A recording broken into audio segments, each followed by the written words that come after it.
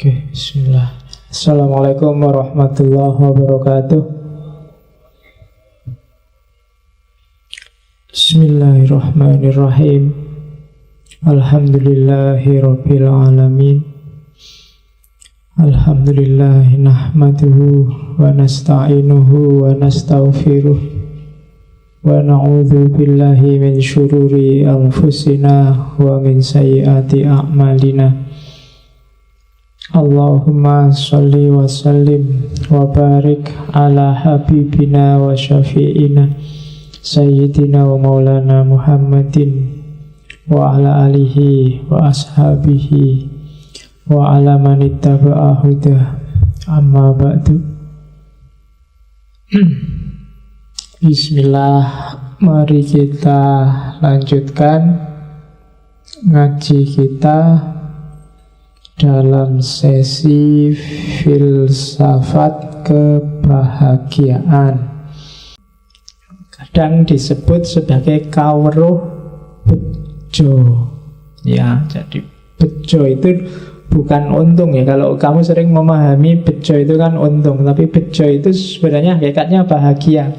Kalau untung itu kan seolah-olah kebetulan untung, tapi bejo itu bahagia. Jadi kalau orang bejo minum tolak angin,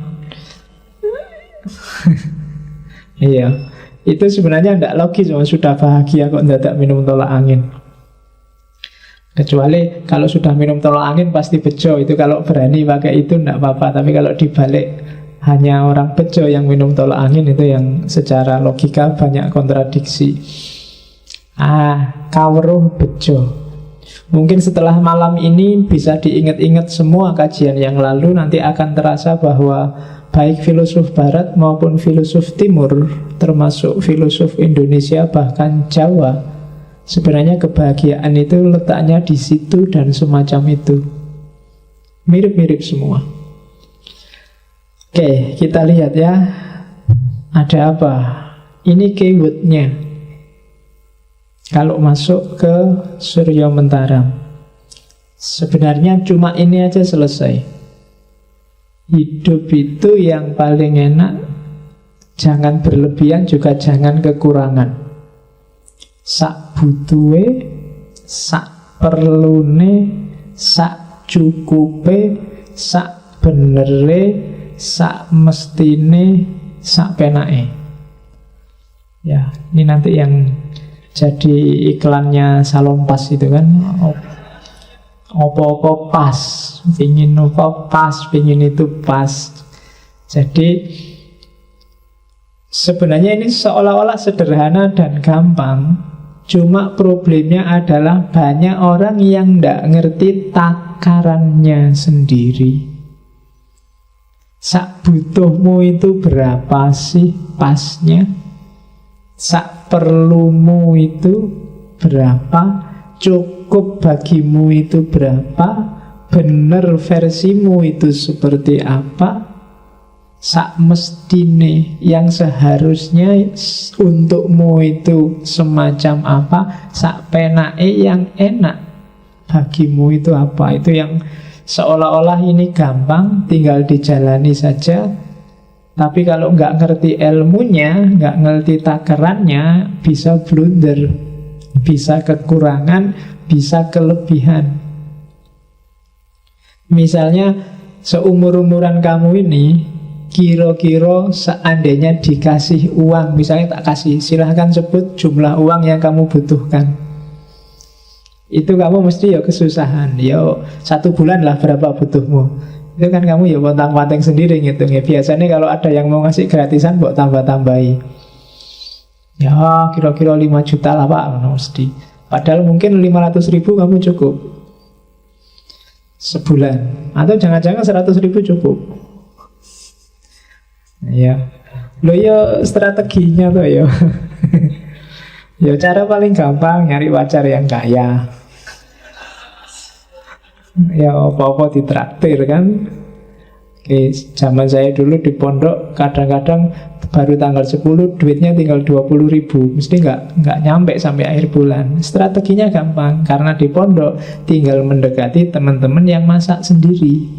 Nah, kalau Mendekati yang masak sendiri, seandainya masakannya mateng, masa nggak ditawani, kan mesti ditawani. Ya, nah itu strategi. Nah, coba kamu kalkulasi ya untuk hidupmu, sak butuhe, sebenarnya kebutuhanmu itu berapa? Sak perlune, apa saja yang kamu anggap penting dalam hidupmu yang harus ada. Jangan kurang, jangan lebih. Secukupnya, apa-apa takarannya harus pas, sak benere, sesuai yang bener, yang relevan, yang sesuai untuk hidupmu, sak mestine dan sak penake. Yang bikin kamu nyaman itu apa? Ngaji kayak gini, sak butuhe kira-kira 2 jam kayak gini kesuwen apa ndak? Nah, ya kamu enak, aku sing kesuwen. Ya, terus sak perlune, kan gitu, sak perlune aja. Filsafat itu ya kadang jelimet, kadang gampang, ya diambil aja seperlunya. Ya kan, saya ingat dulu waktu kajian yang filsafat Islam itu ada bagian-bagian pikirannya para filosof yang sudah ngoyo-woro. Ngoyo-woro itu sudah ngapain itu dibahas jelimet itu, kan terus tak skip. Nggak usah paham itu juga nggak apa-apa. Diambil substansinya aja, nggak usah detail teorinya. Nah itu sak perlu nih, karena kalau tak jelasin sampai detail masuk ke situ, pemahamanmu yang tadi mau paham nggak jadi paham, jadi kacau semua. Mending itu diloncati dulu. Harus ada strategi gitu, kalau nggak malah kacau. Nah itu sak perlu nih, sak cukupe. Nah sesuai cukupnya itu berapa? Nggak usah panjang-panjang, kalau pendek cukup. Bikin makalah itu kalau 2 halaman idenya sudah terwakili, ya sudah, nggak usah dipaksa jadi 5. Kalau dipaksa biasanya terus kamu copy paste, ya kan? Dan nggak nambah apa-apa, kadang malah nambah jelek. Saya pernah lihat beberapa waktu ke luar negeri itu, beberapa proposal disertasi aja kadang cuma 3 lembar. 3 lembar, jadi nggak neko-neko pokoknya targetnya, penelitiannya apa, dasarnya apa, mau pakai metodologi dan pendekatan apa, cuma 3 lembar itu. Oh, kalau di sini langsung dikembalikan. Tapi di sana bisa, karena mungkin 3 lembar itu sudah proposal itu sebenarnya kan pingin janjinya penelitianmu maunya kayak gimana sih, kan cuma itu. Kadang-kadang kan kamu ada proposal sampai 50-60 halaman, nah itu ya sudah jadi tulisan, ngapain dibikin. Itu bukan proposal kalau saya, ya itu wis dadi skripsi, sudah jadi tesis itu segitu. Mesti lebih banyak basa-basinya daripada intinya, ya kan? Jadi ya banyak basa-basinya itu, orang yang ndak paham, ndak ngerti kamu nulis apa. Orang yang paham teorinya, komentarnya mesti cuma 1, wis tahu. Ya kan, wis tahu itu mana yang baru, kamu cuma ngutip sana ngutip sini, bikin tesis apa bikin clipping. Jadi hidup itu sak cukupe, sak benere, sesuai apa yang kamu yakini benar, ya di situ kamu hidup. Kalau enggak akan jadi masalah. Dosisnya harus pas, 3 kali sehari apa 3 hari sekali, kan harus pas. Kalau kebalik ciloko. Sak mestinya dan sak penake, mana yang bikin nyaman. Ini rumus. Jadi hidup itu ya sak butuhe, sak perlune, sak cukupe, sak benere, sak mestine, sak penake. 6 sak, 6 S. Oke, ini rumusnya katanya Surya Mentara. Terus dari situlah nanti Surya Mentara mikir ukuran-ukuran tadi, takaran-takaran tadi. Kalau dalam bahasa ilmiah, gayanya Surya Mentara itu gaya reflektif. Jadi refleksi itu tidak sekedar mikir pakai akal. Refleksi itu kayak kontemplasi. Kalau dalam Islam muhasabah. Muhasabah itu tidak sekedar pakai akal. pakai rasa, pakai intuisi, pakai imajinasi juga main.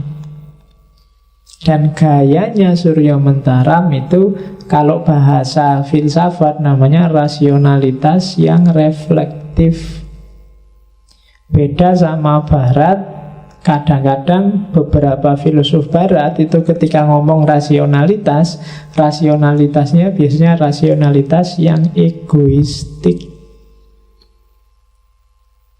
Rasionalitas yang hanya akal saja, dan kalau itu akal saja biasanya cari menangnya sendiri. Pikiranku lebih benar daripada pikirannya orang lain. Itu biasanya rasionalitas yang egoistik. Hari ini hampir semua pemikir, apalagi yang tampil di TV atau nulis di internet, itu gayanya biasanya rasional cuma egois. Karena waktu mikir yang terlibat hanya akal. Kalau akal itu kan satu-satunya jalannya biasanya pakai logika. Dan kalau logika itu biasanya hitam putih. Setengah lebih kecil dari satu, satu lebih kecil dari dua. Itu kan logika. Jadi kalau orang hanya pakai akal, hasilnya ya memang aku yang benar, yang lain mesti salah. Karena kalau ada yang ngomong beda dari setengah lebih kecil dari satu, dia pasti salah. Di situ kuncinya. Bukan berarti setengah lebih kecil dari satu itu ada salahnya, cuma itu hanya pakai akal saja. Kalau pakai rasa, kadang lihat konteks, itu bisa jadi setengah nggak lebih kecil daripada satu. Itu kan kayak ceritanya Konfusius sama muridnya yang dulu pernah tak ceritain waktu sesinya Konfusius itu kan. Jadi suatu ketika ada pedagang yang debat sama muridnya Konfusius. Katanya pedagang itu 3 kali 7 itu 27. Katanya muridnya Konfusius, lu sampean kok bodoh mana, SD kelas berapa, nggak ngerti. 3 kali 7 itu ya 21. Tapi yang enggak 3 kali 7 itu 27, 21, 27. Gegeran lama terus udahlah, ditanyain gurumu aja Konfusius, dia mesti jawabnya 27. Taruhan ya, kita kalau kamu benar penggal kepalaku, cuma kalau aku yang benar kamu tak cambuk 10 kali. Wes, karena dia yakin banget nek bener kan. Akhirnya begitu ketemu Konfusius, ditanya, guru berapa 3 kali 7? Jawabannya Konfusius, 3 kali 7 ya 27. Iya guys, pusing muridnya ini, guru stres ini. Kemarin bilangnya 21, sekarang bilangnya 27. Terus akhirnya kan seneng itu yang pedagang. Bener toh 27, kamu nggak kayak gurumu sih. Akhirnya sudah, kamu dicambuk 10 kali. Dicambuklah dia 10 kali. Setelah pedagangnya pergi terus tanya, guru, sampean ini gimana? Tuh anak kecil aja bilangnya 21. Katanya gurunya, yo biar aja, mending aku ngomong 27 keliru dan nyawanya selamat, daripada aku ngomong 21 dia salah, kita kehilangan 1 nyawa. Jadi itu rasionalitas yang reflektif. Nggak cuma lihat mana benar mana salah secara akalnya, cuma situasinya. Lah taruhannya nggak imbang, satu tukar kepala, satu cuma cambuk 10 kali. Ya kan? Itu namanya mikir, pakai rasa, pakai imajinasi, harus main. Hidup itu kalau versinya Surya Mentaram, ya rasionalitasnya nggak boleh rasionalitas logis, rasionalitas egois. Kalau hanya itu, hasilnya mesti konflik. Orang merasa benernya sendiri masing-masing. Jadi rasionalitas reflektif, dan kalau memang masih mungkin naik kelas 1 level, rasionalitas akomodatif.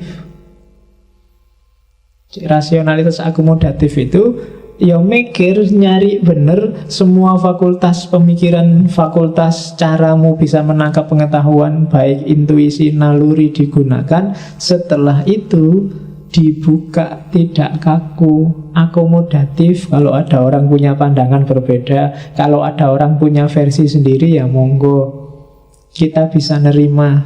Nah, itu namanya rasionalitas akomodatif. Jadi ada rasionalitas egois, kalau bisa naiklah kelas jadi rasionalitas reflektif. Kalau mungkin naiklah satu step lagi ke rasionalitas yang akomodatif.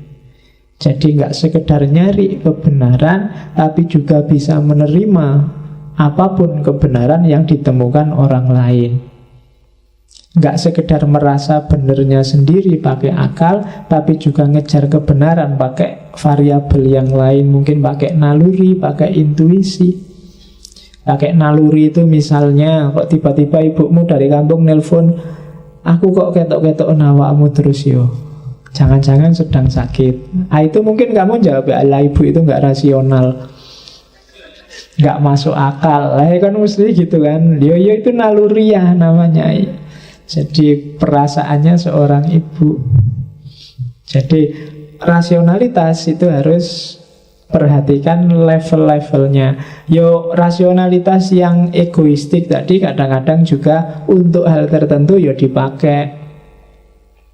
Cuma nggak selalu. Setelah dari egoistik harus naik ke reflektif.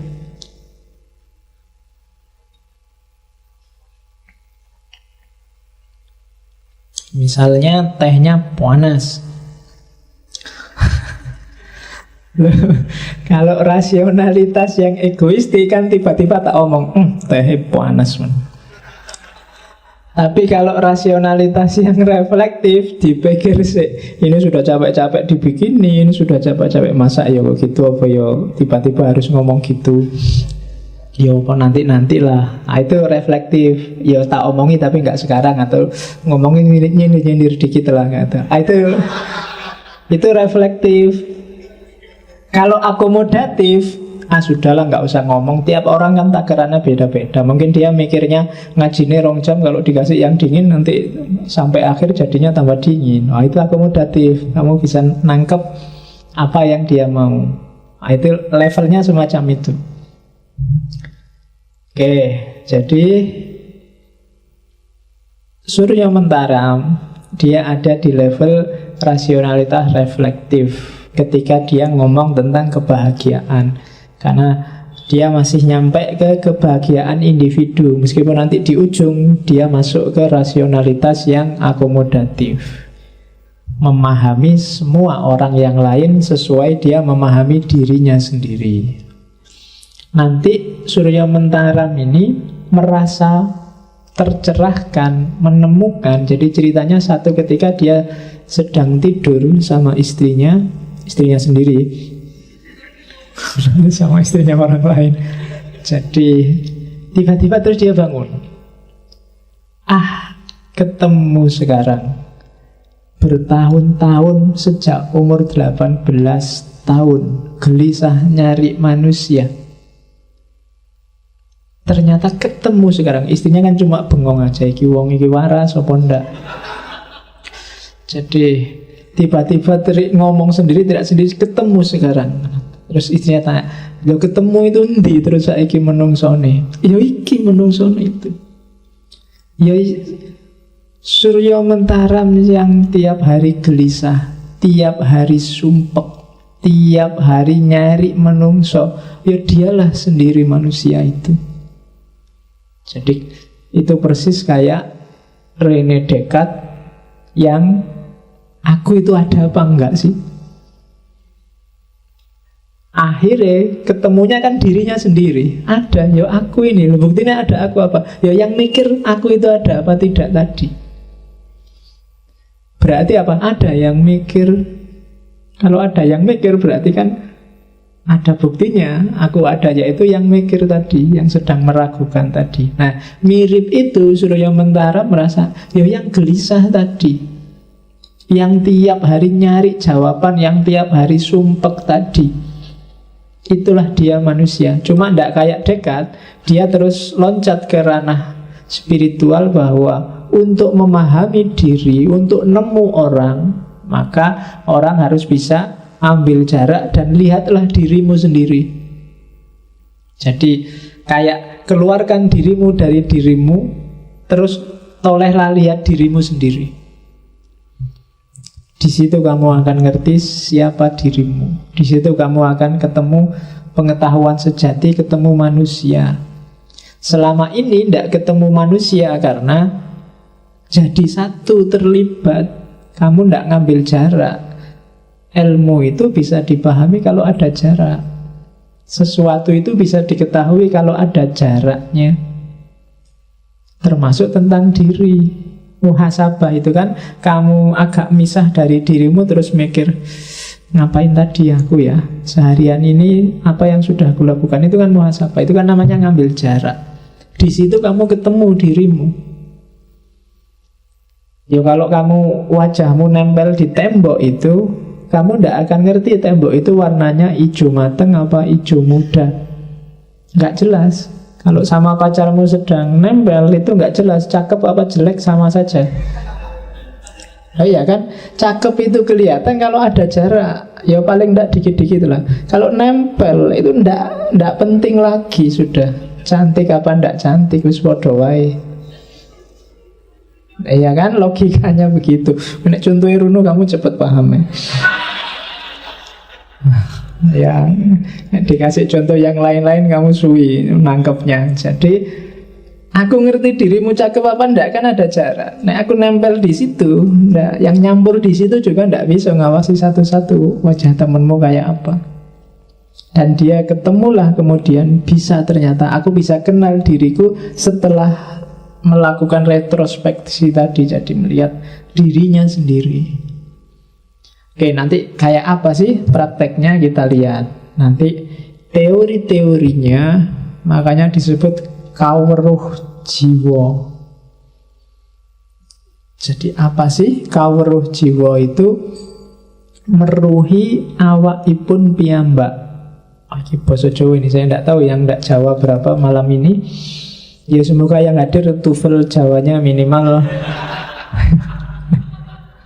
Nah iyalah kalau TOEFL Jawamu ndak nyampe bingung kamu. Jadi meruhi awakipun piyambak, mengetahui dirinya sendiri. Itu namanya kawruh jiwa. Kalau orang, ini kan rentetannya kayak kemarin-kemarin sebenarnya arahnya. Kalau orang bisa memahami dirinya sendiri secara jujur, maka dia akan ngerti orang lain. Dan juga dia akan paham lingkungannya. Dan orang yang ngerti orang lain, ngerti dirinya sendiri, dan ngerti lingkungan sekitarnya, paham, orang yang bisa bahagia. Yang ndak akan bisa. Kayak tadi loh, kamu ngerti takeranmu 6 tadi, kamu baru bisa bahagia. Kalau enggak, kamu ndak akan bisa. Hidupmu itu butuhnya berapa, cukupnya berapa, sesuainya berapa, nyamannya berapa, kamu harus tahu. Kalau nggak tahu, ya nggak bisa dipenuhi. Jadi kawruh jiwa itu pahami dirimu. Dengan paham dirimu, kamu akan paham orang lain dan lingkunganmu. Dengan kamu ngerti dirimu kan, loh kayak digini ini tidak enak, berarti orang itu juga sedang merasakan tidak enak. Jadi dengan paham dirimu, kamu akan paham orang lain. Nanti kalau dilanjutkan kayak Ghazali kemarin, ya semakin kamu paham orang lain dan lingkunganmu, semakin kamu akan kenal Allah. Puncak pengetahuan. Dan di situ orang merasakan kebahagiaan sejati. Dan kebahagiaan yang sejati itu tidak tergantung waktu, tempat, keadaan. Boten gumantung papan, lan kawontenan. Kamu kondisimu seperti apapun, kapanpun, dimanapun bisa merasakan bahagia. Misalnya kamu dapat nilai E,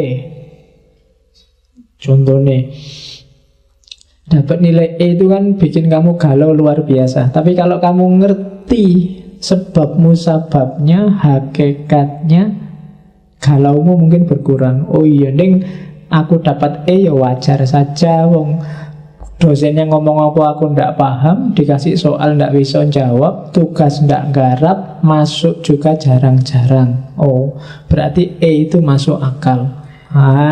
Kamu kan nggak jadi galau, ya kan? Oh iya, Ning, berarti ya wajar dapat A. Jadi dalam kondisi apapun, kalau pengetahuanmu hadir, kebahagiaan juga bisa hadir. Maka ketahui dirimu, kawruh jiwa, yaitu contoh fisiknya. Contoh batinnya ya banyak. Pahami gerak batinmu sendiri.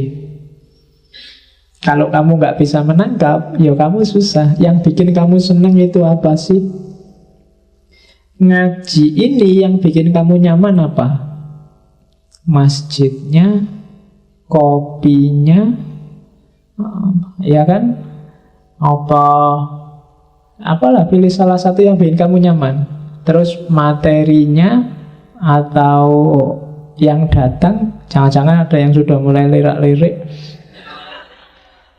Nah, kawruh jiwa itu penting, makanya kamu sadari dulu dirimu. Kalau memang yang bikin kamu nyaman kopinya, nah kan enak. Sewaktu-waktu takmirnya nggak menyediain kopi, ya kamu bawa kopi sendiri. Ya kan gitu teorinya.